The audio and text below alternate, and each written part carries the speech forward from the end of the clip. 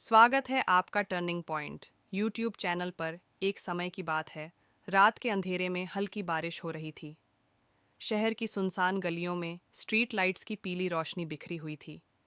एक पुराना टूटा फूटा मकान सड़क के किनारे खड़ा था, जैसे कोई भूतहा जगह हो। इसी मकान की तीसरी मंजिल पर एक बंद कमरा था, जिसे कोई खोलता नहीं था। मोहल्ले के लोगों का कहना था कि वहाँ अजीब अजीब आवाज़ें आती हैं, कभी किसी के रोने की तो कभी किसी के चिल्लाने की। अवनी ने नया घर लिया था उसी मकान के पास। वह एक अकेली लड़की थी, जिसने अपनी ज़िंदगी में बहुत कुछ झेला था। उसके माता पिता एक सड़क दुर्घटना में मारे गए थे, और तब से वह अकेले ही जी रही थी। नया शहर, नई ज़िंदगी शुरू करने की उम्मीद में उसने यह घर लिया था। लेकिन जिस दिन से उसने यहाँ कदम रखा, उसे अजीब महसूस होने लगा। रात को उसे ऐसा लगता जैसे कोई कमरे में उसके पास खड़ा है। कभी हल्की सी सरसराहट सुनाई देती, तो कभी किसी के चलने की आवाज़। पहले उसने सोचा कि यह उसका भ्रम होगा, लेकिन जब यह रोज़ होने लगा तो उसे शक हुआ। अवनी को मकान मालिक से पता चला कि तीसरी मंजिल का वह कमरा कई सालों से बंद पड़ा है। कोई भी किराएदार वहाँ ज़्यादा समय तक नहीं टिकता था, लेकिन किसी ने भी कभी साफ साफ नहीं बताया कि आखिर वहाँ हुआ क्या था। अवनी का स्वभाव जिज्ञासु था। वह चीज़ों को अधूरा छोड़ना पसंद नहीं करती थी। उसने ठान लिया कि वह इस रहस्य से पर्दा उठाकर रहेगी। एक रात, जब मकान के सभी लोग सो चुके थे, वह तीसरी मंजिल पर पहुंची। कमरे का दरवाज़ा जंग लगा होने के कारण आसानी से नहीं खुला। जब उसने जोर लगाया तो दरवाज़ा चरमराते हुए खुल गया। अंदर का दृश्य देखकर उसके रोंगटे खड़े हो गए। कमरा धूल और जाले से भरा हुआ था। दीवारों पर बच्चों की बनाई हुई पेंटिंग्स लगी थीं, जिनमें ज़्यादातर एक महिला और एक बच्चा थे। फर्श पर एक टूटी हुई कुर्सी पड़ी थी, और कोने में एक पुराना खिलौना पड़ा था, जो बहुत ही डरावना लग रहा था। लेकिन सबसे अजीब बात यह थी कि कमरे की दीवार पर खून के धब्बे थे। अवनी ने सोचा कि शायद यह सिर्फ पुरानी यादों का हिस्सा होगा, लेकिन तभी उसे कमरे के अंदर से किसी के सिसकने की आवाज़ सुनाई दी। वह ठिठक गई। उसकी सांसें तेज हो गईं। वह चारों तरफ देखने लगी, लेकिन वहाँ कोई नहीं था।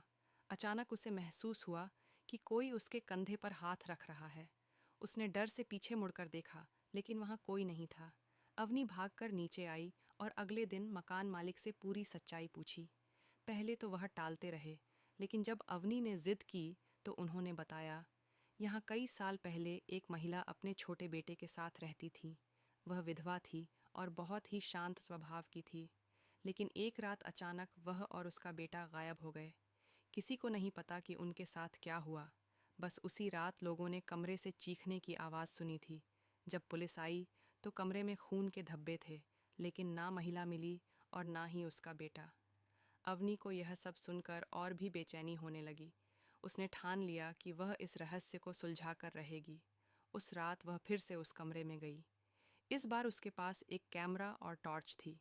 उसने पूरे कमरे की तस्वीरें खींचनी शुरू कीं। अचानक उसे लगा कि खिड़की से कोई झांक रहा है। उसने झट से कैमरा घुमाया, लेकिन वहाँ कोई नहीं था। अचानक कमरे का दरवाज़ा ज़ोर से बंद हो गया। अवनी का दिल ज़ोर ज़ोर से धड़कने लगा। तभी उसे एक धीमी आवाज़ सुनाई दी, मुझे बचाओ। अवनी के शरीर में सिरहन दौड़ गई। उसने हिम्मत करके पूछा, कौन हो तुम? तभी उसे लगा कि दीवार पर कुछ लिखा हुआ है। उसने टॉर्च से रोशनी डाली तो देखा कि वहाँ खून से लिखा था, माँ, मुझे बचाओ। अवनी ने पुलिस को इस बारे में बताया। पुलिस ने दोबारा इस केस की फाइल खोली। जांच के दौरान पता चला कि वह महिला अपने बेटे के साथ यहाँ खुशहाल जीवन जी रही थी, लेकिन मकान मालिक का बेटा उस पर गंदी नज़र रखता था। जब उसने मना किया तो एक रात उसने महिला पर हमला किया। जब उसका बेटा उसे बचाने आया तो उसने गुस्से में आकर दोनों की हत्या कर दी और लाशें कहीं छिपा दीं। पुलिस ने सबूतों के आधार पर मकान मालिक के बेटे को गिरफ्तार कर लिया। जब उसने सच कबूला तो पुलिस ने घर के नीचे बने तहखाने से दोनों की हड्डियां बरामद कीं। जब अवनी ने उस कमरे को फिर से खोला तो उसे वहाँ कुछ अलग महसूस हुआ। अब वहाँ कोई डरावना एहसास नहीं था। ऐसा लग रहा था जैसे कोई वहाँ चैन की नींद सो रहा हो। उस रात अवनी ने सपना देखा।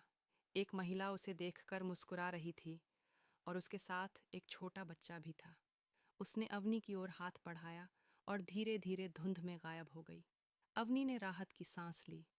अब उसे यकीन हो गया था कि उन आत्माओं को शांति मिल गई थी।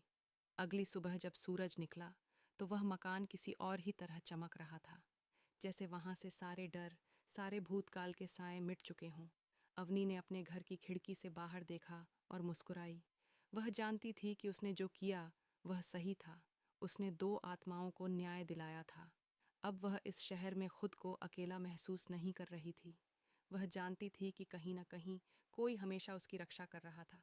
दोस्तों, कहानी अच्छी लगी हो तो वीडियो को लाइक कीजिए, अपने दोस्तों में शेयर करें और चैनल को सब्सक्राइब करें। मिलेंगे अगले वीडियो में। तब तक के लिए धन्यवाद। अपना ख्याल रखें, स्वस्थ रहे।